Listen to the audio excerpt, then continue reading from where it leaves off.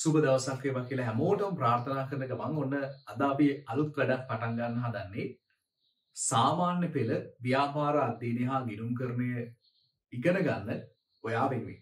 ඉස්සලා මං ගැන චුට්ටක් කියලින්නම්. මගේ නම සදීප ජයශ්‍රී.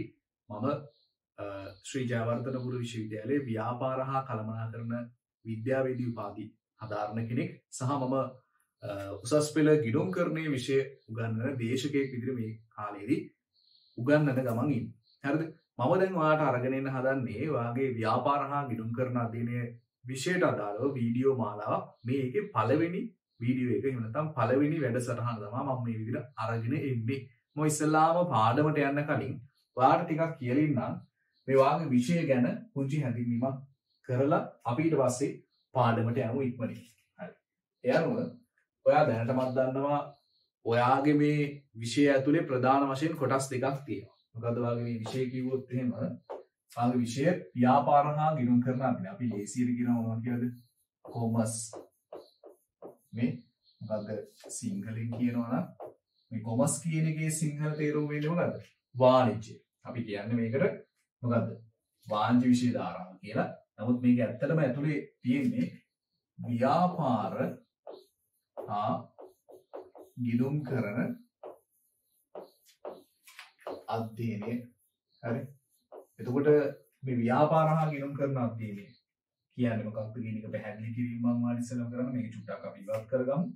ඒ අනුව මේ විෂය ඇතුලේ ප්‍රධාන වශයෙන්ම කොටස් තියෙනවා දෙකක්. මොනවද මේ කොටස් දෙක? එකක් තමයි ව්‍යාපාර අධ්‍යයනයේ කොටස. හරි. අනිත් කොටස තමයි ගිණුම්කරණයේ කොටස.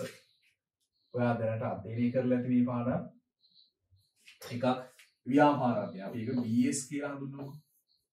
අනිත් එක ගිණුම්කරණය. accounts. මම මේ විෂයට අදාළව තමයි උසස් පෙළ උගන්වන්නේ. එතකොට මේ කියන විෂයන් දෙකේම පාඩම් කිහිපයක් එකතු වෙලා තමයි ඔයාගේ විෂය හැදලා තියෙන්නේ. තාම ලේසි සරල සිද්ධාන්ත තියෙන විෂයක් විදිහට සහ තාමත් ප්‍රායෝගික රසවත් විෂයක් විදිහට අපිට හඳුනා ගන්න පුළුවන් මේ කියන ව්‍යාපාර හා ගිණුම්කරණ අධ්‍යයනය. ඔයාලට මේක ඉතාම ලේසියෙන් මේ සාමාර්ථයක් ගන්න පුළුවන්. මම මේකට අදාළව මේ පාඩම් සමූහයක් අරගෙන එනවා. ඉස්සෙල්ලා මම පොඩ්ඩක් මේ ගැන පැහැදිලි කිරීමක් කරලා ඉන්නම් මේ විදිහට. ව්‍යාපාර අධ්‍යයනය හා සම්බන්ධව ඔයාගේ 10 ශ්‍රේණියට අදාළව තියෙනවා පාඩම් තුනක්. එකක් තමයි පළවෙනියටම ව්‍යාපාර පදනම, ඊළඟට ව්‍යාපාර පරිසරය, ඊළඟට ව්‍යාපාර සංවිධාන. හරි. එතකොට මේ ව්‍යාපාර අධ්‍යයනය කියන කොටසේදී විශේෂත්වය වෙන්නේ මේ කොටස තුල තියෙන්නේ ඔයාලට පාඩම් කරලා ප්‍රායෝගිකව හිතන්න ඕන විෂය කොටස්. හරිද? ඒ වගේම 10 ශ්‍රේණියට අදාළව ගිණුම්කරණය තුල අපි අධ්‍යයනය කරනවා ටිකක් වැඩිපුර කොටස් කීපයක් තියෙනවා. මම ඒ ටික සාරාංශගතව මෙහෙම කියන්නම්. එකක් තමයි ඉස්ලාම ගිණුම්කරණයේ හැඳින්වීම. ඒ වගේම ගිණුම්කරණ සමීකරණ. හරි. ඊළඟට මුදල් පොත හා සුළු මුදල් පොත. හරි. මම සාරාංශගතව කියන්නේ අපි ඉස්සරහට මේ ගැන වැඩි දුරට කතා කරමු. ඒ වගේම ඊළඟට විකුණුම් ජර්නලය. ඒ වගේම ගැනුම් ජර්නලය. හරි. ඊට පස්සේ මේකත් එක්කම අපි තවත් කොටසක් සාකච්ඡා කරනවා. අද අපි කතා කරන විෂය කොටස තමයි මොකද්ද? බැංකු ගිණුම හා බැංකු සැසඳුම් කියලා හඳුන්වනවා මේ පාඩම. බැංකු සැසඳුම්. හරි. ඊළඟ කොටස මොකද්ද? ඊළඟ වාගේ පාඩම වෙන්නේ ශේෂ පිරික්සුම. ඊට පස්සේ වැරදි නිවැරදි කිරීම. හරි. ඔන්න ඔය විදිහට වාගේ පාඩම් සමූහය 10 ශ්‍රේණියට අදාළව. හරි. මේ මම කිව්වේ 10 ශ්‍රේණියට අදාළව ව්‍යාපාර අධ්‍යයනය වගේම ගිණුම්කරණය තුල ඔන්න ඔය කියන පාඩම් ටික වාට ගන්න හම්බ වෙනවා. හරිද? එතකොට මේ කියන ගිණුම්කරණයේ පාඩම් ඉතාම ලේසි. ඔයාට එය විශේෂඥ එහෙම නැත්නම් මේ වාගේ විෂය විදිහට වඩා ගොඩාක් දේවල් අධ්‍යයනය කරලා උගන්වන මගෙන් ඉගෙන ගත්තොත් කොහොමද කියලා බලන්න මේ වීඩියෝ එකත් එක්ක. ඒ අනුව මම දැන් සාකච්ඡා කරන පාඩමට එනවා. මම පස්සේ 11 ශ්‍රේණි විෂය නිර්දේශය ගැන කියනවා. ඒ තමයි බැංකු සැසඳුම්. හරි. එහෙනම් මම අලුත් පිටුවකට යනවා. ඒ වගේම ඔයාලට මතක් කරනවා මේ වීඩියෝ එකට යට තියෙන ලින්ක් එකේ ඔයාලට ගන්න පුළුවන් මේකට අදාළව තියෙන නිබන්ධනේ. හරි. නිබන්ධනයේ තියෙන PDF එකත් ඒ වගේ මේ white board එකේ මම ලියන සියලු තොරතුරු සේව් කරලා PDF එකක් විදිහට ඒකේ ලින්ක් එකකට මම දානවා. ඒකත් ඔයාලට ගෙනීමේ හැකියාව තියෙනවා. හරි. එහෙනම් අපි ඉස්සෙල්ලාම පාඩමට යමු. මොකක්ද මේ පාඩම? බැංකු සැසඳුම්. පාඩමේ නම තියෙන්නේ බැංකු සැසඳුම්. මීට කලින් ඔයා ඉගෙන ගන්නවා කොටසක් බැංකු ගනුදෙනු කියලා කොටසක්. හරි. මම මේ බැංකු සැසඳුම් ගැන උගන්වන්න කලින් ඉස්සෙල්ලා මේ බැංකු ගනුදෙනු සම්බන්ධයෙන් කියලා ඉන්නවා. එහෙම නැත්නම් බැංකු ගිණුම සම්බන්ධ. ඒතර ඔයාලට ඒක පහසුවක් වෙයි. හරිද? හරි. අපි මෙහෙම හිතමුකෝ. මොකද්ද මේ බැංකු ගනුදෙනු එහෙම නැත්නම් බැංකු ගිණුම කියලා කියන්නේ? හරි. දැන් ඔයා දන්නවා ව්‍යාපාර මුදල් ගනුදෙනු කරනවා. මේ තියෙන්නේ ව්‍යාපාරයක් කියලා ගන්නකො. ව්‍යාපාර මොකද කරන්නේ? මුදල් ගනුදෙනු කරනවා. එතකොට මේ මුදල් ගනුදෙනු සිද්ධ කරද්දී මේගොල්ලන් භාවිතා කරන්නේ මොනවද? විවහාරික මුදල් කියලා කියන. එහෙම නැත්නම් අතේ තියෙන කාසි හා නෝට්ටු තමයි ප්‍රධාන වශයෙන්ම භාවිතා කරන්නේ. ඊට අමතරව වර්තමානයේදී කාසි හා නෝට්ටු වලට අමතරව වර්තමානයේදී ප්‍රධාන වශයෙන් භාවිතා කරනවා මොනවද? චෙක් පත්. හරි? චෙක් පත්. එතකොට අපේ මේ කියන ව්‍යාපාරය චෙක් පත් මගින් ගනුදෙනු කරන්නේ. මොනවද? චෙක් වලින් ගනුදෙනු කරන්න අපි ආරම්භ කරනවා බැංකුවක. මේ තියෙන බැංක් එක බැංකුවක ආරම්භ කරනවා. මොකද්ද? ජංගම ගිණුමක්. මේ සම්බන්ධයෙන් ඔයාලට 11 ශ්‍රේණියේ වෙළඳාම සහ උපකාරක සේවාවල උපකාරක සේවාවට තියෙන බැංකු සේවාවලදී ජංගම ගිණුම කියන්නේ මොකක්ද කියන එක වැඩි දුරටත් හඳුනා ගන්න පුළුවන්. දැනට ඔයා තේරුම් ගන්න ජංගම ගිණුම කියන්නේ චෙක් පත් මගින් ගනුදෙනු කිරීමේ පහසුකම ලබා දෙන ගිණුම් විශේෂය. එතකොට මේ කියන ජංගම ගිණුම හරහා සිද්ධ කරන ගනුදෙනු වලට අදාළව අපේ ව්‍යාපාරයේ සටහන් කරනවා ගිණුමක. ඒකට අපි කියනවා බැංකු ගිණුම කියලා. ඒ වගේම මේ ජංගම ගිණුම හරහා සටහන් වෙන්නේ නැත්නම් ජංගම ගිණුම හරහා වන ගනුදෙනු සම්බන්ධයෙන් බැංකුවත් සටහන් කරනවා. සටහන් කළ එක අපිට එවනවත් එක්ක. ඒකට අපි කියනවා බැංකු ප්‍රකාශනය කියලා. හරි? ඔන්න මතක් කරගන්න. මොකද්ද? මේ චෙක් පත් මගින් ගනුදෙනු කිරීමේ පහසුකම ලබා දෙන ගිණුම තමයි ජංගම ගිණුම. මේ ජංගම ගිණුම හරහා අපිට පුළුවන් ගනුදෙනු සිද්ධ කරන්න. ඒ සම්බන්ධයෙන් ව්‍යාපාරයේ සටහන් කරන ගිණුම බැංකු ගිණුම. ඊට අදාළව එහෙම නැත්නම් මේ කියන ජංගම ගිණුම හරහා සිද්ධ වෙන ගනුදෙනු සම්බන්ධයෙන් බැංකුව සටහන් කරන ගිණුම එහෙම නැත්නම් ප්‍රකාශනය වෙන්නේ බැංකු ප්‍රකාශනය. එය ඒගොල්ලන් සටහන් කරලා කාල සීමාවකට වරක් අපිට එවනවා. මම ඒ ගැන විස්තර කියන්නම්. හරිද? ඔක තමයි දැන් ඔයාලට මූලිකවම කියපු දේ. ඊළඟට ඔයා දැනගත යුතු දෙයක් තවත් තියෙනවා. ඒ තමයි මේ බැංකු ගිණුම තුල තියෙන්නේ මොනවද? අපේ සල්ලි සම්බන්ධයෙන්, ඒ කියන්නේ බැංකුවේ තියෙන අපේ සල්ලි. ජංගම ගිණුමේ තියෙන්නේ මොනවද? අපේ මුදල්නේ. මේ සම්බන්ධයෙන් අපේ බැංකු ගිණුමේ අපේ ව්‍යාපාරයේ සටහන් කරන ගිණුම තමයි මේ බැංකු ගිණුම කියලා කියන්නේ. මේ තුල අපි සටහන් කරන්නේ මේක මේ මුදල් සම්බන්ධයෙන් සටහන් කරන්නේ වත්කම් විදිහට. වත්කම් විදිහට නැත්නම් අපි කියනවා වත්කම් මූලධර්මයෙන් තමයි මේක සටහන් කරන්නේ. ඒ වගේම ජංගම ගිණුම පාදක කරගෙන බැංකු ප්‍රකාශනය තුල බැංකුව මේ සටහන් කරන්නේ වගකීම් විදිහට. එහෙම නැත්නම් වගකීම් මූලධර්ම. මම මේක සටහන් වෙන්නේ කොහොමද කියලා කියන්නම්. දැනට ඔයා තේරුම් ගන්න මෙන්න මේ දේ. අපි බැංකු ගිණුම තුල සටහන් කරන්නේ ව්‍යාපාරයේ වත්කමක් විදිහට. මොකද ඊට හේතුව අපේ මුදල් තමයි මේ බැංකුවේ තියෙන්නේ. ඒක අපිට අයිති දෙයක්. ඒ නිසා අපිට වත්කමක්. ඒ වගේම බැංකු ගිණුම තුල සටහන් වෙන ජංගම ගිණුම ඇසුරෙන් කරන මේ ගනුදෙනු සම්බන්ධයෙන් බැංකුව බැංකු ප්‍රකාශනය තුල සටහන් කරන්නේ වගකීම් විදිහට. ඊට හේතුව තමයි බැංකුවට මේ මුදල් අයිති නැහැ. එයාලට මේක වගකීමක් වෙනවා. ඔන්න මූලික සිද්ධාන්තය මම කිව්වා. ඊළඟට අපි ගනුදෙනු කිහිපයක් අරගෙන මේක සටහන් වෙන්නේ කොහොමද කියලා බලමු. ඔන්න මම බැංකු ගිණුම සහ බැංකු ප්‍රකාශනය තුළ ගනුදෙනු සටහන් වෙන්නේ කොහොමද කියලා දැන් කියන්න හදා. හරි බලමු. එයාම අපි බැංකු ගිණුමක් අරගමු. මම ටී ගිණුමක් අර ගන්නවා. ඔයාලට පහසු වෙන්න. නමුත් ඔයා විභාගයේදී ටී ගිණුම අඳිනවා. ඔයාලට ගිණුමේ ආකෘතිය ඇඳිය යුතුයි. හරි. එතකොට සාමාන්‍ය ගිණුමකට වඩා බැංකු ප්‍රකාශනය ටිකක් වෙනස් වෙනවා. හරි. ඔන්න ඔය විදිහටයි බැංකු ප්‍රකාශනය වෙන්නේ. බැංකු ගිණුම මම ටී ගිණුමක් විදිහට ගත්තා. අධ්‍යයනයේ පහසු සඳහා. හරි. ඒ අනුව දැන් මේක තුල වන ගනුදෙනු අතර ඉස්සල්ලාම අපි මොන ගනුදෙනුව කරන්නත් මේ ජංගම ගිණුමට මොනවද දාන්න ඕනේ? මුදල් තැන්පත් කරන්න ඕනේ. එහෙනම් අපේ ව්‍යාපාරයෙන් අපි මුදල් තැන්පත් කරනවා කොහෙද? මේ කියන බැංකුවට බැංකුවේ තියෙන ජංගම ගිණුමට. එහෙනම් මේ මුදල් අපි කොහෙන්ද ගන්නෙ? මුදල් ගන්න අපේ දැනට තියෙන මුදල් තියෙන්නේ කොහෙද? අපේ මුදල් තියෙන මුදල් පොතේ. එහෙනම් මුදල් පොතෙන් අරගෙන තමයි මේ කියන බැංකු ගිණුමට අපි සටහන් කිරීමේ නැත්නම් බැංකු ගිණුමට දාන්නේ. හරි. එතකොට මේක සටහන් කරන්නේ කොහොමද? අපේ දැනට තියෙන මුදල් අඩු වෙන නිසා මුදල් පොත බැර වෙනවා. මේ හින්දා බැංකුවේ තියෙන මුදල් වැඩි වෙන හින්දා බැංකු ගිණුම හර වෙනවා. හරි. මම ගන්නවා රුපියල් ලක්ෂයක වගේ මුදලක්. මේ ලක්ෂය බැංකු ගිණුම හර වෙනවා. මොකක් කියලාද? මුදල් පොත කියලා. ඒ වගේම මුදල් පොත බැර වෙනවා. මොන පළවෙනි දේ? බැංකුවේ මුදල් සටහන් කරගත්තා. එහෙනම් නැත්නම් බැංකුවේ මුදල් තැන්පත් කරා. මේ ව්‍යාපාරයේ සටහන් කරන විදිහ. ඒ වගේම බැංකුවත් මේක සටහන් කරනවා. කොහොම සටහන් කරන්නේ? දැන් ව්‍යාපාරයේ මුදල් බැංකු ගිණුමේ දාපුවාම වත්කම් වැඩි වෙන හින්දා බැංකු ගිණුම හරන. හරි.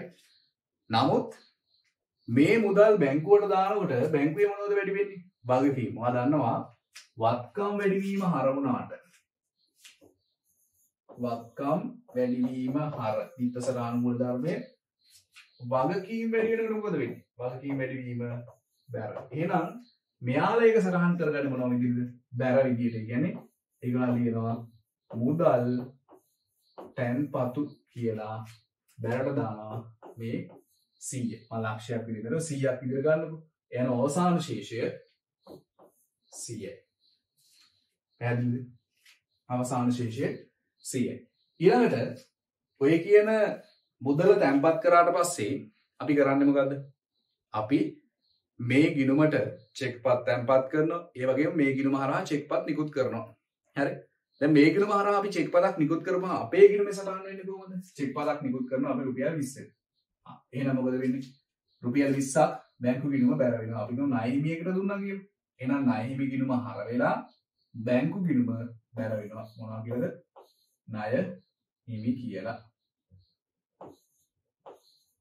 හරි 20යි. එතකොට මේ චෙක්පත මේ ණය හිමියන් නිකුත් කරන චෙක්පත ණය හිමියා ගිහිල්ලා දෙනවා කාටද? බැංකුවට දෙනවා. බැංකුවට දුන්නාට පස්සේ මොකද කරන්නේ? බැංකුව ඒ චෙක්පත අරගෙන ඒ චෙක්පතේ සඳහන් මුදල 20 අපේ ගිණුමෙන් අරගෙන ඒ අදාළ පාර්ශවයට දෙනවා. හරි. එතකොට මේකෙදි වෙන්නේ මොකද්ද? මේ කියන මුදල් සම්බන්ධයෙන් බැංකුවට තියෙන්නේ මොකද්ද? අපේ මුදල් සම්බන්ධයෙන් බැංකුවට තියෙන්නේ වගකීමක්. ඒ මුදල් ටික එළියට ගියාම මොකද වෙන්නේ? වගකීම් අඩු වෙනවා. එහෙනම් ඔයා දන්නවා වගකීම් අඩුවීමේ මූලධර්මය හර වගකීම් අඩුවීමේ මූලධර්මය හර. ඒ අනුව අපි මොකද කරන්නේ? මේ කියන වගකීම් අඩුවීම නිසා මොකද වෙන්නේ? මේ බැංකු ප්‍රකාශයට හර වෙනවා. අපි කියනවා චෙක්පත් නිකුත් කිරීම කියලා. කීයද? 20ක්. ඒ අනුව 100ක් දැන් සල්ලි තිබ්බා. 20ක් එළියට ගියාම වෙන්නේ මොකද? 80යි මේකේ අවසාන ශේෂය තියෙන්නේ. හරිද? ඒ අනුව ඔන්න මුදල් තැන්පත් කරා ඊට පස්සේ චෙක්පතක් නිකුත් කරා. ඔය විදිහටයි මේ චෙක්පත් නිකුත් කිරීමක් සටහන් වීම සිද්ධ වෙන්නේ. හරිද? පැහැදිලිද ඔය කතාව? ඒ අනුව ඔය චෙක්පතක් නිකුත් කරද්දී සටහන් වෙන්නේ කොහොමද? ව්‍යාපාරයේ සටහන් වෙන්නේ වෙනම ඈ.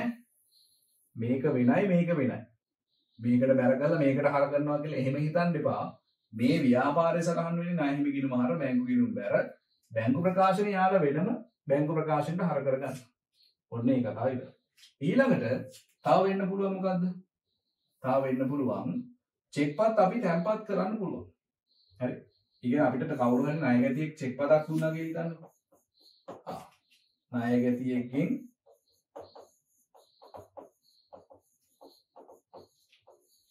චෙක්පතක් ලැබීම.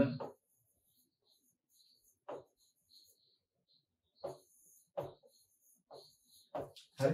ණයගැතියෙක්ගෙන් චෙක්පතක් ලැබෙනකොට කොහොමද අපි මේක සටහන් කරන්නේ? ඉස්සෙල්ලා මේ චෙක්පත අපි දාගන්නවා ලාච්චුවට. හරි. ලැබෙන චෙක්පත අපේ මුදල් පොතට දාගන්නවා. එහෙනම් ඉස්සෙල්ලාම චෙක්පතක් ලැබීම අපි සටහන් කරන්නේ කොහොමද? මෙහෙමයි. ඒ සටහන් කරන්නේ මුදල් පොත හර අපි 50ක් ගමුනේ. 50යි. මුදල් පොත හර කීයද? 50යි. ඊට පස්සේ ණයගැතියගෙන් හම්බෙන ඉඳ ණයගැතිය අඩු වෙනවා. ණයගැති ගිණුම බැර 50. හරි. ණයගැති ගිණුම බැර 50. ඒතකොට ඔන්න චෙක්පත ලැබුණා. ඊළඟට මේ චෙක්පත අපි හිතමු දැන් බැංකුවේ තැන්පත් කරනවා. ඊට පස්සේ දිනක බැංකුවේ තැන්පත් කරනවා. එතකොට මේක සටහන් වෙන්නේ කොහොමද? ඔන්න චෙක්පත තැන්පත් කිරීම.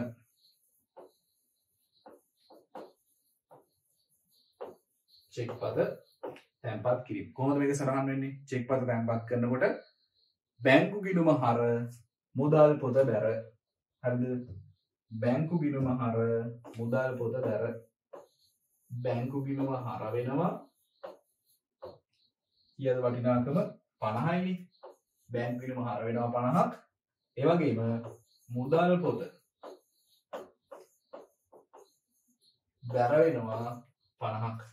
ඔය විදිහටයි මේ මුදල් පොතට එහෙම නැත්නම් අපිට ලැබුණු චෙක්පත බැංකුවේ තැන්පත් කරනවා. දැන් අපි බැලුවොත් මේක කොහොමද මේ ගිණුම තුල එන්නේ කියලා. ඔන්න බැංකු ගිණුමට හර වෙනවා කීයක්ද? 50ක්. මොනවා කියලාද?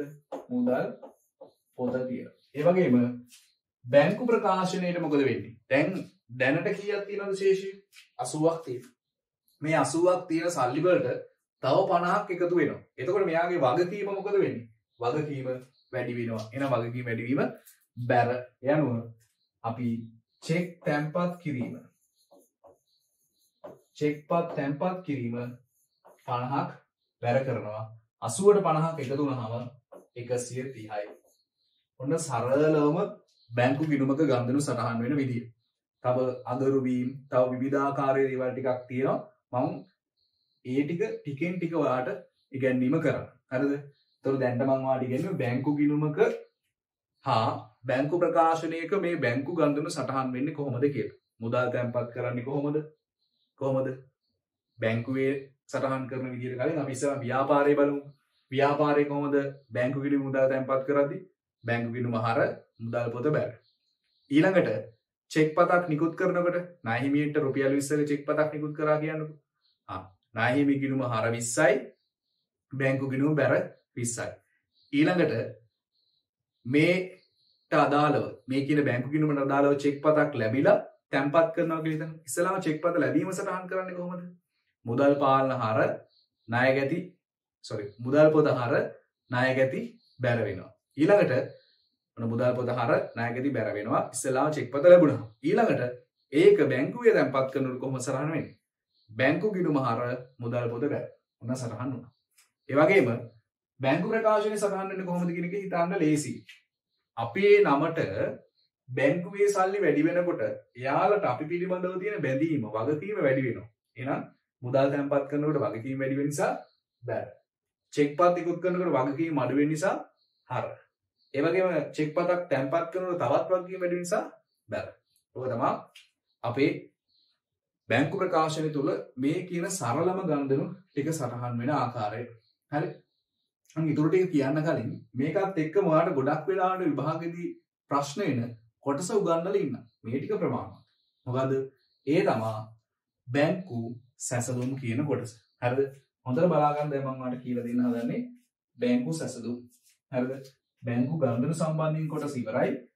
ඒක තව තියෙනවා මම ඉස්සරහට ඒ සම්බන්ධයෙන් කියනවා මම දැන් ඔයාලට උගන්වනවා බැංකු සැසඳුම් මට මූලික අරමුණ වෙන්නේ මේකෙන් ඔයාලට බැංකු සැසඳුම් උගන්වන්න ඒකට අවශ්‍යම බැංකු ගණන් සම්බන්ධයෙන් ටික තමයි දැන් ඔයාලට මම ඉගැන්වුවේ ඔයාගේ නෝට් එකේ ඒ කියන්නේ PDF එකක් විතර දාලා දිනවා ටියුට් එකේ පූර්ණ විස්තර දාලා තියෙනවා සියල්ලම වගේ ඒ කියන්නේ මේ බැංකු ගණන් හා සම්බන්ධ සියලු තොරතුරු දාලා දිනවා ඒ ටික ඔයා අධ්‍යයනය කරන්න ඒ වගේම ඒ ආදාළ කොටස් ටික අපි ඉස්සරහට සාකච්ඡා කරමු දැන් ඉස්සෙල්ලාම අපිට අවශ්‍ය මූලික කරුණු වෙන බැංකු සැසඳුම් කොටස අධ්‍යයනය කරලා ඉන්න. හරි. ඒ අනුව මොකද්ද මේ බැංකු සැසඳුම් කියලා කියන්නේ? මෙහිමයි. බැංකු සැසඳුම් කියන එකේ අදහස අපි හිතන්න කලින් මේකේ මේ තේරුම ගන්න බලන්න. මේ මොකද්ද? සැසඳුමක් කියලා කියන්නේ ඔයාට වඩා මෙයා හොඳ. අන්න ඒ වගේ දෙයක්. සසඳන. හරි. මේකට වඩා මේක හොඳයි. අන්න එහෙම තමයි සැසඳුම. එතකොට සැසඳුමක තියෙන්න ඕන දේවල් කීයද? අනිවාර්යෙන් දෙකක් තිබිය යුතුයි. එහෙනම් මේ බැංකු සැසඳුම් පාඩමේ කරන නැත්තේ මොකක් හරි දෙයක් තවත් දෙයක් සමග සසඳන එක. ඔව් ඒක තමයි. මේක කරන්නේ මොකද්ද? අපේ ව්‍යාපාරය සහ බැංකුව අපි සසඳනවා. මේ තියෙන්නේ බැංකුව කණු තුනක් තියෙන්නේ. අයිගොල්ලන් තමයි බැංකුව. හරි. මේ තියෙන්නේ අපේ ව්‍යාපාරය. ඔන්න ඔය කියන පාර්ශ්වයන් දෙක සසඳන එක තමයි මේ තුලදී කරන්නේ. මෙහෙමයි. බැංකුව හා සම්බන්ධව සසඳන්නේ අපේ ව්‍යාපාරයේ තියෙන මොන ගිණුමද? ව්‍යාපාරයේ තියෙන බැංකු ගනුදෙනු හා සම්බන්ධව තියෙන බැංකු ගිණුමත් ඒ වගේම බැංකුවේ බැංකු ගනුදෙනු හා සම්බන්ධව තියෙන මොකක්ද? බැංකු ප්‍රකාශනය. හරි. එතකොට මේ තියෙන මොකද්ද? මේ තියෙන්නේ බැංකු ගිණුම. මේ තියෙන්නේ බැංකු ප්‍රකාශනය. හරි. දැන් මේ තුල එකම ගණන් සටහන් වෙනවා. අර අපි කලින් ගත්ත ටික දාමුකෝ. මුදල් තැන්පත් කරනවා කීයද? මුදල් තැන්පත් කරනවා 100ක්. හරි. ඒක බැංකුවට එනකොට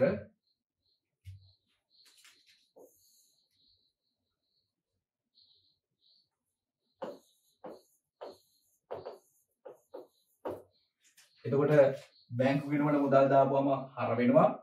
බැංකු ප්‍රකාශනයේට මුදල් තැන්පත් කරනකොට මුදල් තැන්පතු බැර වෙනවා. කීයද? 100. ඒතකොට ශේෂය 100යි. ඊළඟට චෙක් පතක් නිකුත් කරනකොට බැංකු ගිණුම බැර වෙනවා. අපි කීයද ගත්තේ? 20යි. හරි. ණය හිමියට නිකුත් කරන්නේ. ඒ අනුව ණය හිමිය අර බැංකු ගිණුම බැර. ඒතකොට මේක ණය හිමිය බැංකුවට දුන්නාට පස්සේ බැංකු ප්‍රකාශනය මොකද වෙන්නේ? හර වෙනවා 20ක්. කීයද මොනවා කියලාද? චෙක් පත් නිකුත් කිරීම කියලා. කීයද? හර වෙනවා. ඒතකොට අවසාන ශේෂය 80.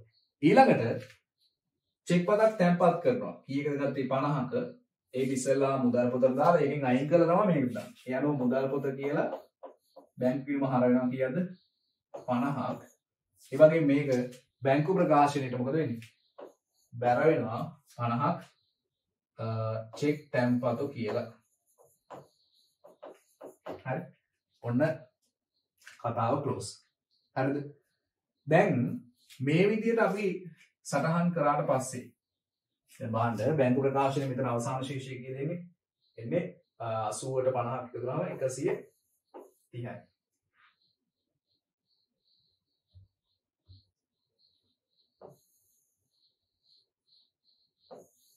හරි.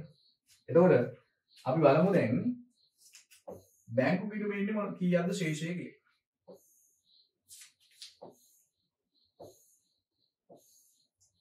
හරි මේක හොඳට බලා ගන්න. ඔයාලට අන්තිමේදී මේක සම්පූර්ණයෙන් ලේසියෙන් පුළුවන් වෙන ඕන ගාණක් හදන්න.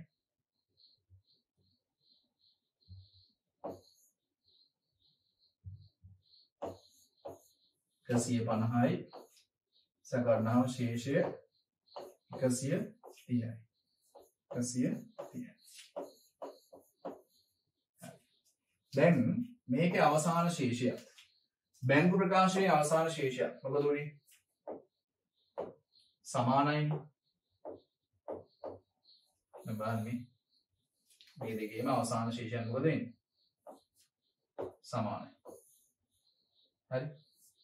හැබැයි හැම වෙලේම මෙහෙම වෙන්නේ නැහැ. අසමාන වෙන අවස්ථා තියෙනවා. හරි. ඒතර මේ දෙකම සසඳනකොට දැන් මේකේ සමානයි. හැබැයි මේ අසමාන අවස්ථා තියෙනවා. හරි. ඔන්න ඔය අසමාන වෙන අවස්ථාවල තමයි අපි බැංකුව සැසඳුම් කරන්නේ. හරි. එහෙනම් ඔයා දැන් ඉස්සෙල්ලාම දැනගන්න ඕනේ බැංකුව සැසඳුම් කරන්න කලින් ඇයි මේක අසමාන වෙන්නේ? හරි. අසමාන වීමට හේතු ටික ඉස්සෙල්ලාම දැනගන්න ඕනේ. හේතු මොනවද? හරි. මොනවද මේ බැංකු ගිණුම සහ බැංකු ප්‍රකාශනයේ අසමාන වෙන්න තියෙන හේතු ටික? ඒ ටික මම කියනවා එකම එක ගලපන විදිහත් ඔන්න ඔයාලට කියනවා. මේමයි. හේතු ප්‍රධාන වශයෙන්ම අපිට හඳුනා ගන්න පුළුවන් හේතු තියෙනවා. ප්‍රධානතම වශයෙන් අපිට පහක් හඳුනා ගන්න පුළුවන්. මොනවද? පළවෙනි හේතුව. පළවෙනි එක තමයි නිකුත් කළ නමුත් ඉදිරිපත් නොවූ චෙක්පත්. දෙවැනි එක තැන්පත් කළ නමුත්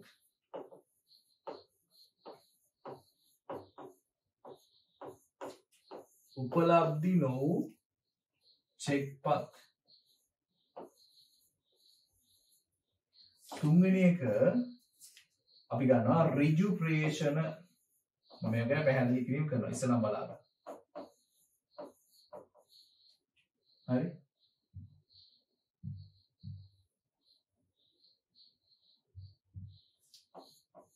ඍජු ප්‍රේෂණ. ඊළඟට හතරවෙනි එක ස්ථාවර නියෝග මත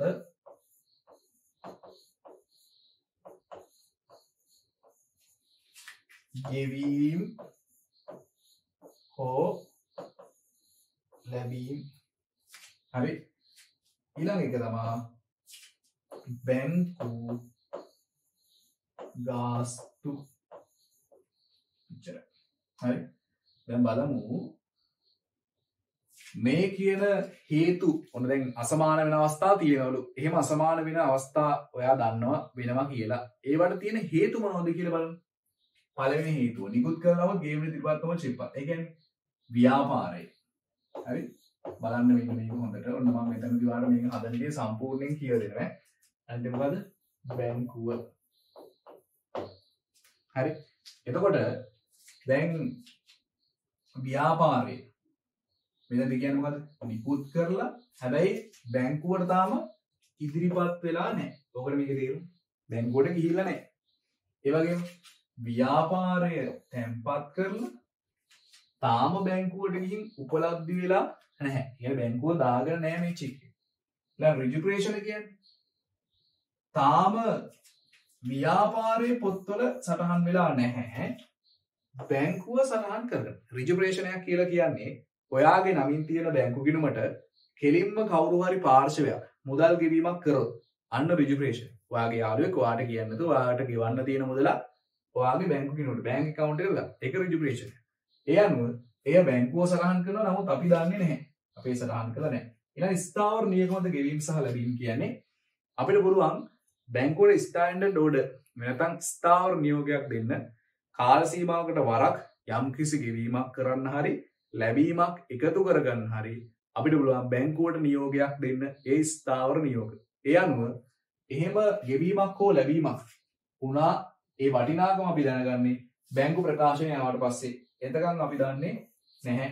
හැබැයි එම ගෙවීම කළා කියන එක එය ලැබීම කළා කියන එකත් බැංකුව කරන නිසා යාලා සටහන් කරනවා.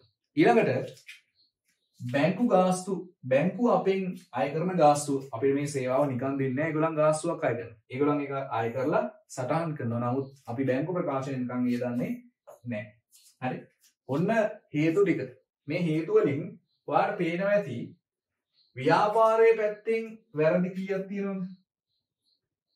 ව්‍යාපාරයේ පැත්තේ වැරදි තියෙනවා 3ක්. මේ තියෙන්නේ ඊළඟට බැංකුව පැත්තේ තියෙන වැරදි දෙකක්.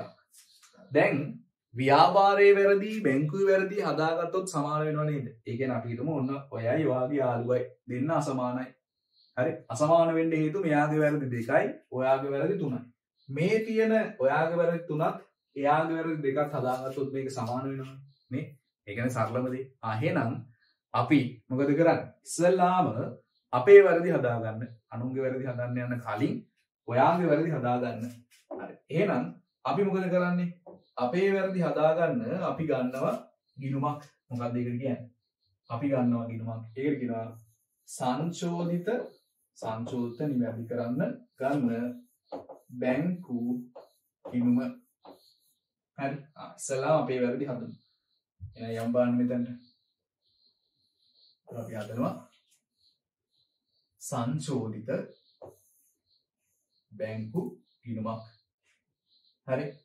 ඒ අනුව ඔන්න තියෙනවා සංශෝධිත බැංකු ගිණුම. මේ ගිණුම හා සම්බන්ධව මම ගාණක් හදනවා. ඒ කියන්නේ මේ ගිණුමත් බැංකු ප්‍රකාශනයේ තියෙන ගාණක් හදනවා. ඒතර ඉස්සෙල්ලාම කරන්නේ මේ ගිණුමට අදාළව තියෙන ශේෂයක්. ඒ කියන්නේ ආරම්භයේ තියෙන මුදල් ශේෂයක් තියෙනවා නම් ඒක දානවා. ඒක හර වෙන්නත් පුළුවන්, වැර වෙන්නත් පුළුවන්. හරි. හර වෙන්නේ අපේ මුදල් බැංකුවේ තිබ්බොත්. හරි. එහෙම නැතුව අයිරාවක් වුණොත් මේකේ බැර ශේෂයක් එනවා. මේ ශේෂය ගන්නෙ දැනට අපි හදලා තියෙන බැංකු ගිණුමේ. දැනට ඔයා හදලා තියෙන බැංකු ගිණුම තියෙන්නේ. අන්නේ ගිණුමේ ශේෂය තමයි මේ දාගන්නේ හර හෝ බැර විදිහට. හරි. ඊළඟට කරන්නේ මොකද්ද? අපි මේ කියන හේතු ටික ගලපනවා. බලන්න. දැන් මේ හේතු වල රිජුප්‍රේෂණ කියන්නේ මොකද්ද? දැන් ඔයා හිතන්න ඕනේ මේක ලැබීමක්ද ගෙවීමක්ද කියලා. රිජුප්‍රේෂණ කියන්නේ ලැබීමක් නේ.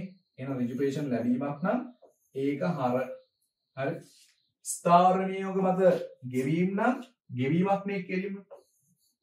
එහෙනම් බැර. ස්ථාවර නියෝග මත ලැබීමක් නම් ඒක ලැබීමක් නේ. එහෙනම් ඒක හර. බැංකු ගාස්තු කියන්නේ ගෙවීමක් නේ. එහෙනම් ඒක බැර. මම නැවත සැරයක් කියන්නම්.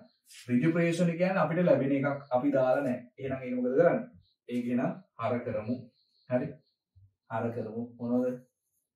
රිජුප්‍රේෂණ. හරිද? ඊළඟට ස්ථාවර නියෝගවත ගෙවීම. ගෙවීමක් නම් බැර. ස්ථාවර නියෝග මත ගෙවීම. එහෙනම් බැර කරනවා. ඊට පස්සේ ස්ථාවර නියෝග මත ලැබීමක් වුණොත් එය මොකද කරන්නේ? හර කරනවා. හරි. ඊළඟට අපි බැංකු අපෙන් ගාස්තුවක් අය කරලා තිබොත් ඒකෙදි වෙන්නේ ගෙවීමක්. එහෙනම් බැංකු ගාස්තුව අපි මොකද කරන්නේ? බැංකු ගාස්තුව අපි ගෙවීමක් හින්දා මේකට බැර කරනවා. හරි. ඔන්න ඒ කතාව හරි. දැන් අපේ වැරදි ටික හදාගත්තා. වැරදි තුනක් තිබ්බා. ඒ වැරදි තුන හදාගත්තා. එහෙනම් දැන් ඔයාගේ වැරදි නැහැ. හරි. දැන් ඔයාගේ වැරදි නැහැ. ඔයාගේ මේ බැංකු ගිණුමේ. පැහැදිලිද? ඒ අනුව දැන් අපි අපේ වැරදි හදාගත්තාම ඊළඟට මොකද කරන්නේ? ආයේ ඊළඟට බලමුකෝ. යනු අපේ වැරදි හදාගෙන ශේෂයක් එනවා. එක්කෝ හර ශේෂයක් එන්න පුළුවන්. එහෙම නැත්නම් බැර ශේෂයක් එන්නත් පුළුවන්. දෙකම එකපාර එන්නේ නැහැ. දෙකෙන් එකක් එන්නේ. හර ශේෂයක් හෝ බැර ශේෂයක්. එතකොට හර ශේෂයක් එහෙමත් නැත්නම් බැර ශේෂයක් එන්න පුළුවන් මේ සංශෝධිත බැංකු ගිණුමේ. ඉතින් මේ සංශෝධිත බැංකු ගිණුමෙන් මොකද්ද කරන්නේ කියන එක දැනගන්න මම මෙහෙම ලියන්නම් ඒක. සංශෝධිත බැංකු ගිණුමෙන් කරන්නේ ව්‍යාපාරයේ බැංකු ගිණුම. ව්‍යාපාරයේ බැංකු ගිණුම මොකක් කරන්නේ? නිවැරදි කිරීම. ව්‍යාපාරයේ බැංකු ගිණුම නිවැරදි කිරීම තමයි මේ කියන සංශෝධිත බැංකු ගිණුම තුලින් කරන්නේ. හරි. සංශෝධිත බැංකු ගිණුම තුලින් කරන්නේ මොකද්ද? ව්‍යාපාරයේ බැංකු ගිණුම නිවැරදි කරන එක. එහෙනම් දැන් මේ තුල මේ අවසාන ශේෂය තුල වැරදි නැහැ. අපේ ශේෂය නිවැරදි. හරි. ඒ අනුව අපේ ශේෂය නිවැරදි කරගන්න. අපි ඊළඟට කරන්නේ අපේ මේ නිවැරදි ශේෂය අපි බැංකුවත් එක්ක සසඳනවා. හරි බැංකුවත් එක්ක සසඳනවා. එහෙනම් අපි බැංකුවත් එක්ක සසඳන්න මොකද්ද ගේන්නේ? ගේන්නේ බැංකු සැසඳුම් ප්‍රකාශනය. හරි අපි කියන්නේ බැංකු සැසඳුම් ප්‍රකාශන. එහෙනම් අපේ දැන් තියෙන අවසාන ශේෂය හරහෝ පැරමේ තියෙන ශේෂය ගන්නවා බැංකු සැසඳුම් ප්‍රකාශනයේ මුලට මොකක් විදිහද? සංශෝධිත බැංකු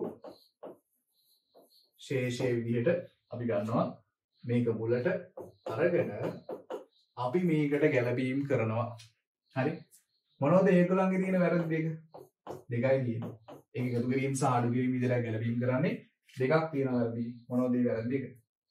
බලමු. මොනවද?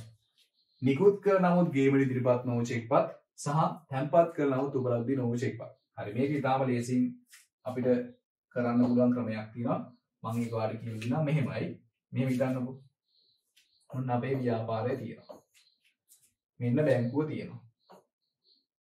මම එහා පිටුවට ගන්නම්කෝ ඒක. හරි. ඔන්න ව්‍යාපාරය තියෙනවා. මෙන්න බැංකුව තියෙනවා.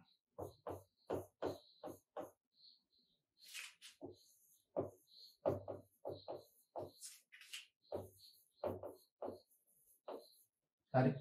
එතකොට ව්‍යාපාර චෙක්පතක් නිකුත් කරපුවම මොකද වෙන්නේ? මුදල් අඩු වෙනවා. හරි. මේ දෙකේම එකම මට්ටමේ තිබ්බා කියලා හිතන්න. එහෙම ගන්නෑ.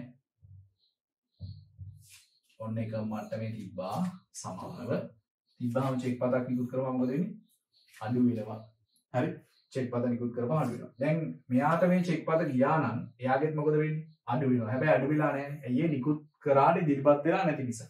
දැන් අපේ ශේෂයේ තියෙන මොන මට්ටමේද? මෙන්න මේ මට්ටමේ. හරි. මේ මට්ටමේ තමයි ව්‍යාපාර ශේෂය තියෙන්නේ. එහෙනම් දැන් අපිට ඕනේ බැංකු සැසඳුම් ප්‍රකාශනයේ කරන්න ඕන දේ ඉස්සෙල්ලා මත තියෙන අපිට කරන්න ඕනේ බැංකු සැසඳුම් ප්‍රකාශනයෙන් සංචෝදිත බැංකු විනිමය ශේෂය බැංකු ප්‍රකාශනයේ ශේෂයට සමාන කරගන්න එක. එහෙම නැතුව අපිට බැංකුවේ වැරදි හදන්න බෑ. අනුන්ගේ වැරදි හදන්න බෑ වගේ බැංකුවේ වැරදි හදන්න බෑ. ඒ නිසා අපි කරන්නේ බැංකු සැසඳුම් ප්‍රකාශනයේ මගින් සංශෝධිත බැංකු විනිමය ශේෂය. සංශෝධිත බැංකු විනිමය ශේෂය මොකේද? බැංකු ප්‍රකාශනයේ ශේෂයට.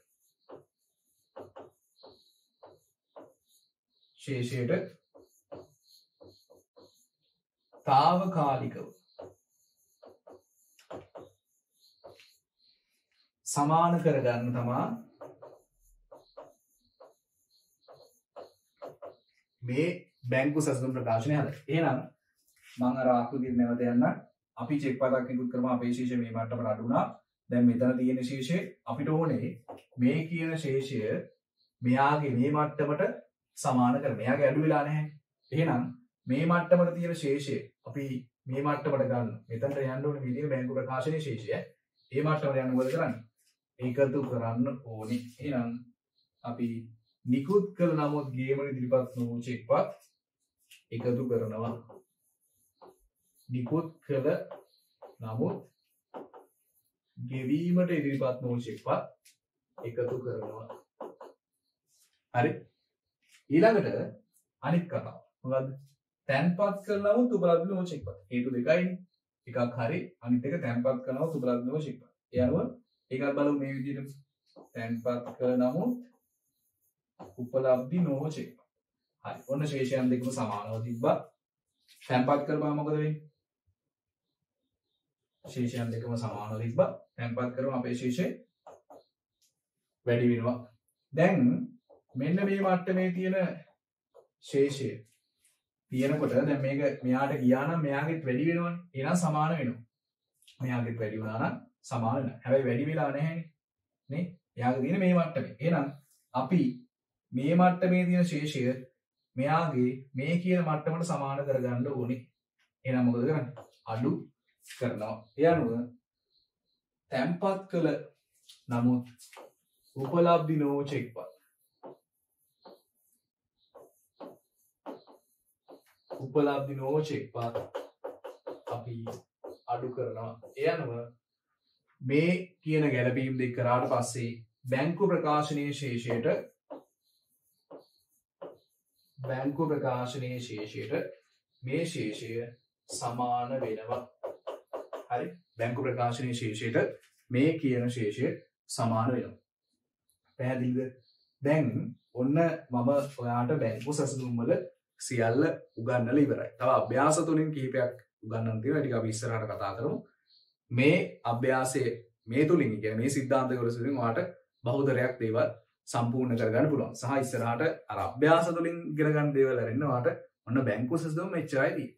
හරි. ඒ අනුව කොහොමද මේකේ තියෙන කොටස් ටික බලුවොත් බැංකු සැසඳුම් කියන්නේ ව්‍යාපාරයේ සහ බැංකුවේ තියෙන බැංකු ගිණුමට අදාළව තියෙන ශේෂයන් අසමාන වෙනකොට ඒක සමාන කරගන්න කරන ක්‍රියාපිළිවෙතක්. ඒකට බලපාන හේතු ටික හොයලා ඒ ටික සමාන කරගෙන ගැලපීම් කරා නම් ඒ තමයි කරන්න ඕනේ. හේතු කීයක් තියෙනවද? 5යි. මේ තියෙන්නේ මොනවද 5? එකක් නිකුත් කරනවොත් කීපිට ඉදිරිපත් නොව ෂේප්පත්. ඒකෙන් වෙන්නේ මොකද්ද? අපි නිකුත් කරනවා ව්‍යාපාරය සටහන් කරනවා බැංකුව සටහන් කරලා නැහැ. ඊළඟ මොකද්ද? තැන්පත් කරනවොත් උපලබ්ධ නොව චෙක්පත්. අපි සටහන් කරනවා බැංකුව සටහන් කරලා නැහැ. ඊට පස්සේ ඍජු ප්‍රේෂණ අපි සටහන් කරලා නැහැ. හැබැයි බැංකුව සටහන් කරලා. ඊළඟ ස්ථාවර නියමවද ගෙවීම් හෝ ලැබීම් අපි සටහන් කරලා නැහැ. බැංකුව සටහන් කරලා. බැංකු ගාස්තු අපි සටහන් කරලා නැහැ. බැංකුව සටහන් කරලා. අපි සටහන් කරලා නැති ඒවා අපි ඉස්සලාම අදා ගන්නවා සංශෝධ බැංකු ගිණුම තුලින්. ලැබීම් නම් අර ගන්නවා, ගෙවීම් නම් බැර කරනවා. ඊළඟට මේ බැංකුවේ තුල සටහන් නොවී ඒවා අපිට හදන්න බෑ. හැබැයි ඒත් එක తాවකාලිකව සමාන වෙන්න ඒ ගැළපීම් ටික කරනවා බැංකු සැසඳුම් ප්‍රකාශනය තුලින්. ඔක තමයි මේකේ සම්පූර්ණ සිද්ධාන්ත කොටස. හරි. එහෙනම් ඊළඟට යමු අපි ගානකට. ආගේ නිබන්ධනයේ තියෙන ගානක් බලන්න ඒක අරගන්න. හරි.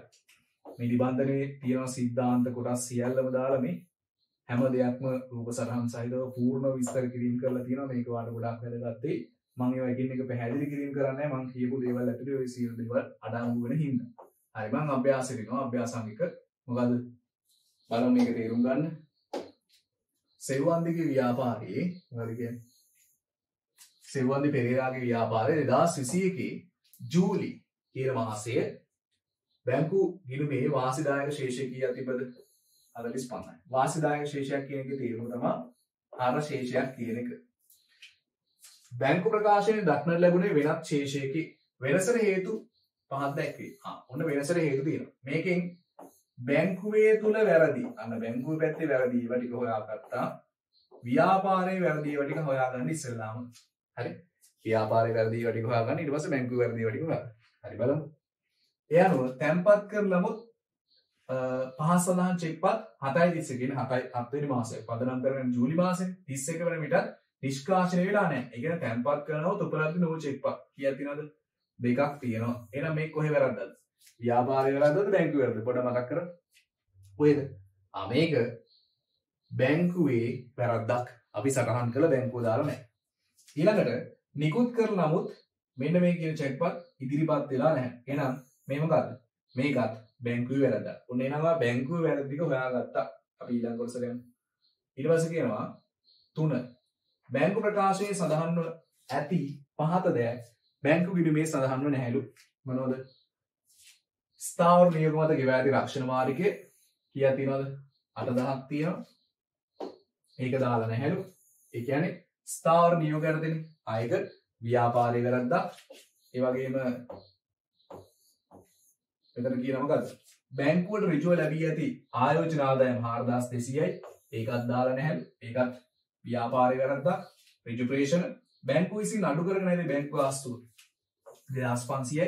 ඒකත් අපේ සටහන් කළ නැහැ. එහෙනම් ඒක ව්‍යාපාරයේ වැරද්දක්. දැන් ඔයා දන්නවා ව්‍යාපාරයේ වැරදි කොහෙද දාන්නේ? බැංකු ගිණුම සංශෝධනය කරන් තියෙනවනේ. කොහෙද දාන්නේ? ඒක දාන්නේ සංශෝධිත බැංකු ගිණුම තුල. බැංකු ගිණුම ඇතුලේ. ඊළඟට බැංකු ගිණුමේ සංශෝධ ශේෂය යොදා ගනිමින් බැංකු ප්‍රකාශනයේ 2021 මෙන්න මේ අංකයේ වැරදි දාලා තියෙනවා. බැංකු ප්‍රකාශනයේ 2021 7.31 දිනට බැංකු සැසුම් විස්තරය පිළියෙල කරනවා. එහෙනම් බැංකු සැසුම් විස්තරය හදන්න ඕනේ මොකක්මද? බැංකුවේ වැරදි පදනම් කරගෙන. හරි? ඔන්න ඔය දෙක හදන්න තියෙන්නේ. හරියනම් හදමු අපි. ලේසි ඈ මේක. එතකොට ව්‍යාපාරයේ වැරදි ටික ඉස්සල්ලාම සංශෝධන බැංකු ගිණුමට දාලා ලැබීම් ටික හර කරමු, ගෙවීම් ටික බැර කරමු. ඉස්සල්ලාම ආරම්භක ශේෂය දාන්න. ඊට පස්සේ ඒකේන ශේෂය භාවිතා කරලා බැංකු සෙසුම් ප්‍රකාශනය හදන්නයි තියෙන්නේ. හරි ලේසි ඈ. හරි යනවා අපි යමු white board එකට. එහෙනම් ඉස්සල්ලාම මම කරන්නේ සංශෝධ බැංකු ගිණුම හදනවා.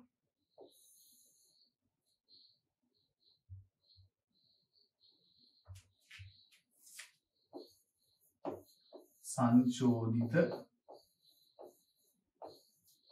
බැංකු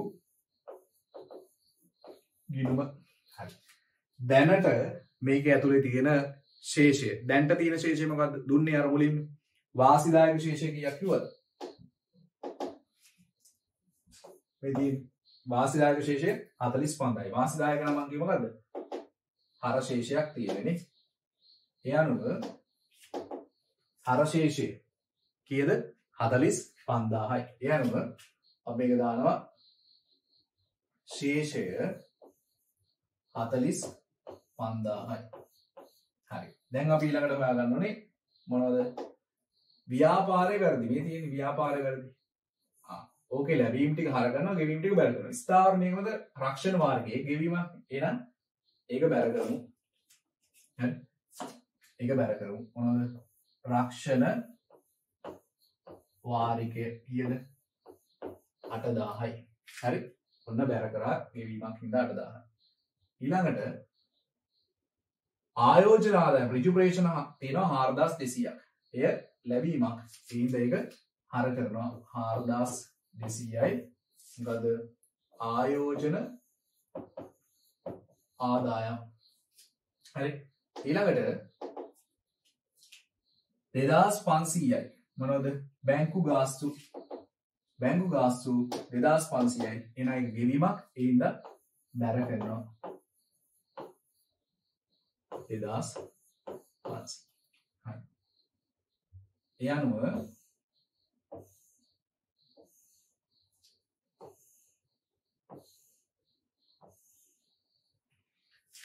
මෙන්න මේ පැත්තේ අපි එකතුව ගමු. ඔයාලට කැල්කියුලේටර් එක භාවිතා කරන්න අවසරය නැහැ. ඒ හින්දා මෙතන ඉතින් එකතු කිරීම කරනවා. නැත්නම් කැල්කියුලේටර් එකෙන් අපිට ගන්න පුළුවන් උසස් පෙළ දැන් අපිට පුළුවන් කැල්කියුලේටර් එක භාවිතා කරන්න. 0.2යි 2යි 4යි 5යි 9යි 49යි 200යි 49යි 200යි. හරි. මම මේ රිකල් එකකින් අඩු කරන්න. ඒක අපිට කාලය ඉතුරු කරගන්න පුළුවන් හින්දා මේ වෙලාවේ එහෙම නැත්නම් ඔයා සාමාන්‍යයෙන් කොලේක කියලා මේ දෙක එකතුව මෙතනින් අඩු කරන්න. කීයද? මේ දෙක එකතුව කීයද?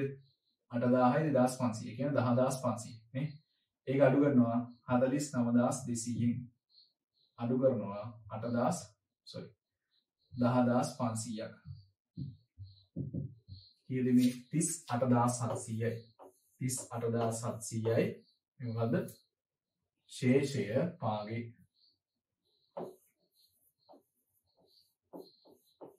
මේ 38700 තමයි ශේෂය ඊගේ එන්නේ. ඔන්න බැංකු ගිණුම සංශෝධනය කරා. ඒක තමයි සංශෝධිත බැංකු ගිණුම හැදුවේ. තව එකයි හදන්න තියෙන්නේ. ඒ මොකද්ද? ඒ තමයි බැංකු සැසඳුම් ප්‍රකාශනය. හරි. එහෙනම් ඒකත් හදමු ඉක්මනින්.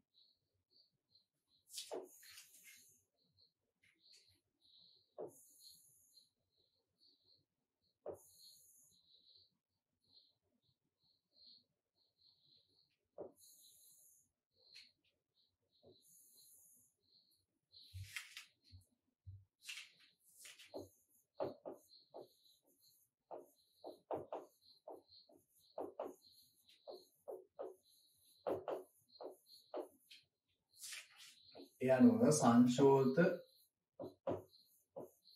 බැංකු ශේෂය කලින් අපි ගත්ත බැංකු ශේෂය කීයද? සංශෝධිත බැංකු ශේෂය රුපියල් 38700යි. 38700යි. හරි. ඒ අනුව මේකට එකතු කිරීම සහ අඩු කිරීම කළා තමයි අපි මොකද්ද? මේ ගැලපීම සිද්ධ කරන්නේ. එකතු කිරීම යටතේ අපි මොනවද කරන්නේ සහ අඩු කිරීම යටතේ මොනවද කරන්නේ කියන එක බලමු. ඊට කලින් අපි ටියුට් එකට යමු. ඒක ඇතුලේ හොයාගන්න පුළුවන් මේකට ගලපන දේවල් ටික. අපි ඒක නම් දැන්ටමත් හොයාගෙන අවසන්. මොනවද? ඔන්න බැංකුවේ වැරදි දෙකක් තිබ්බා. එක තැන්පත් කරන නමුත් උපලබ්ධ නොචෙක්පත් සහ නිකුත් කරන නමුත් ඒමඩි ඉදිරිපත් නොචෙක්පත්. හරිවා දන්නවා තැන්පත් කරාට පස්සේ අපි මොකද වෙන්නේ? තැන්පත් කරපුවාම මොකද වෙන්නේ? තැන්පත් කරපුවාම මේ දෙන්නේ ඔන්න දෙකේ ව්‍යාපාරය සහ බැංකුවේ සමානව තිබ්බා. එහෙනම් හිතන්න මේ ව්‍යාපාරය මෙන්න බැංකුව. තැන්පත් කරපුවාම මොකද වෙන්නේ? අපේ ශේෂය වැඩි වෙනවා. හැබැයි මේක මෙයාට ගිහිල්ලා නැහැනේ. ඒ කියන්නේ වැඩි වෙලා නැහැ. එහෙනම් මේ කියන ශේෂයේ මට්ටමට හරි මේ කියන ශේෂය මට්ටමේ තියෙන ශේෂය දැන් අපි ගන්න ඕනේ කොහෙද? මෙයාගේ ශේෂයට සමාන කරන්න ඕනේ. එහෙනම් මේක අඩු කරන්න ඕනේ. තැන්පත් කරනව තුලක් නොචෙක්පත් මේ තියෙන ශේෂය මේ මට්ටමට ගන්න අඩු කරනවා. හරි? ඒ අනුව අපි මොකද කරන්නේ? අපි white board එකට තැන්පත් කරනව උපලබ්ධ නොචෙක්පත් අඩු කරනවා. හරි? තැන්පත් කළ නමුත් උපලබ්ධි නො වූ චෙක්පත් දෙකක් තිබ්බා. මොනවද? චෙක්පත් අංක 48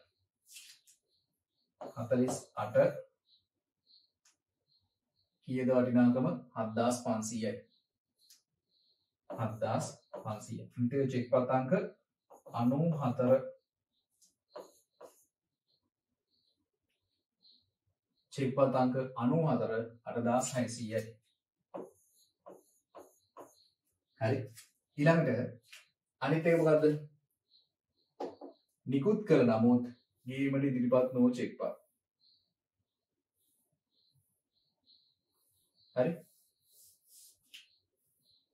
ඒ අනුව නිකුත් කළ නමුත් ගේමට ඉදිරිපත් නො චෙක්පත් යටතේ තියෙනවා චෙක්පත් එකක්. ඒතර කලින් වගේම ගන්න ඔන්න සමානව තිබ්බා. මෙන්න ව්‍යාපාරේ මෙන්න බැංකුව නිකුත් කරපුවාම අපේ ශේෂය අඩු වෙනවා. මේක ඉදිරිපත් වෙලා නැහැ කියන්නේ මෙයාගේ අඩු වෙලා නැහැ. එහෙනම් අපේ ශේෂය මේ මට්ටමේ තියෙන්නේ. මෙයාගේ ශේෂය සමාන කරගන්න අපි මොකද කරන්නේ? වැඩි කරන්න ඕනේ. ඒ කියන්නේ එකතු කරන්න ඕනේ. එහෙනම් 45ට 11600යි 49ට 8600යි. හරි. ඒ අනුව යමු 11600යි නිකුත් කළ නමුත් ගෙවීමට ඉදිරිපත් නො චෙක්පත්. හරි. චෙක්පත් අංකය බලමු. කීයද? 45 8400යි. 45 8400යි. ඒ අනුව චෙක්පත් අංක 49 8600යි. චෙක්පත් අංක 49 8600යි. නේ හරිනේ 8600යි 11600යි 8600යි නේ. මෙතන ඉන්නේ 8400 නෙමෙයි 11600 නේ. 45 11600යි. හරි. ඒ අනුව අපි මේකේ සුළු කිරීම ටික කරමු.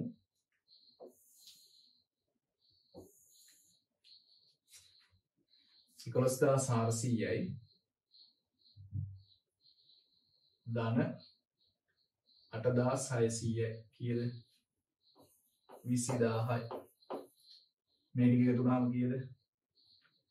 38700ක් 58700යි. ඊළඟට 7500 ධන 8600 කීයද? 16100යි. 16100. ඒ අනුව 58700 අඩු කරනවා 16100ක්. කීයද? 42600. මේ මොකක්ද? මේක අවසාන ලියන්න ඕනේ මේ තමා බැංකු ප්‍රකාශනයට අනුව ශේෂය. හරි. ඔන්න අපි බැංකු සැසඳුම් ඉගෙන ගත්තා. බැංකු ගිණුම හා සම්බන්ධ ගනුදෙනු ටිකක් ඉගෙන ගත්තා. මම ඔයාලට ඉතාම සීමිත වේලාවක් තුල සියලුම කොටස් ටික ඉගෙනුවා. තව කිහිපයක් තියෙනවා.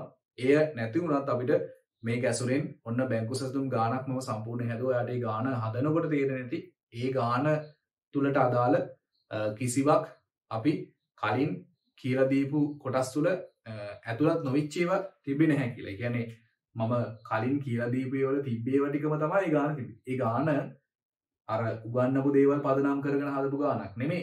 ඒක වාගේ පෙළ පොතේ තියෙන ගාණක්. හරි.